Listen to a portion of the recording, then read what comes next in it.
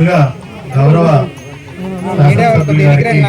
హృదయపూర్వక కృతజ్ఞతలు తెలుపుకుంటున్నాను. ఇక్కడ గోవిందధామం ఏర్పాటు చేయాలని గౌరవ శాసనసభ్యులు గారు ఆల్మోస్ట్ 4-5 నెలల నుంచి నిరంతరంగా ఎట్లా చేస్తే బాగుంటుంది, ఇది ఖచ్చితంగా చాలా అవసరం ఉంది. చాలా రోజుల నుంచి, చాలా సంవత్సరాల నుంచి ఇక్కడ స్వర్ణముఖి నదిలో వాడటం, దాని వల్ల వర్షాకాలంలో చాలా అనేకమైనటువంటి ఇబ్బందులు, అంటే ఏదైనా జరిగినప్పుడు ఇట్లాంటి కార్యక్రమాలు గౌరవప్రదంగా మనం చేసుకుంటా ఉంటాం మన హిందూ సాంప్రదాయం ప్రకారం. అలాంటిది ఇంత పెద్ద టౌన్లో ఒక గోవిందధామం లేకపోవడం అనేది నిజంగా ఒక ఆలోచించాల్సిన విషయం. దాన్ని ఎట్టి పరిస్థితుల్లో చేయాలనే ఉద్దేశంతో గౌరవ శాసనసభ్యులు గారు భూమి గుర్తించడం ఒక ఎత్తు అయితే, దానికి సరిపడా నిధుల్ని సిఎస్ఆర్ ద్వారా, ప్రభుత్వం నుంచి వచ్చే ఎన్ఆర్జీఎస్ నిధుల ద్వారా ఇతరత్ర నిధులన్నీ కూడా కన్వర్జెన్స్ చేసుకుని వచ్చే 6 నెలల్లో ఎట్టి పరిస్థితుల్లో కూడా వచ్చే వర్షాకాలం లోపు ఇది గోవిందధామము అందరికీ అందుబాటులోకి తీసుకొచ్చే విధంగా, తద్వారా ఇక్కడ ఉన్నటువంటి చుట్టుపక్కల ప్రాంత ప్రజలందరికీ ఎటువంటి ఇబ్బందులు లేకుండా ఉంటుంది. దీనికి నిజంగా గౌరవ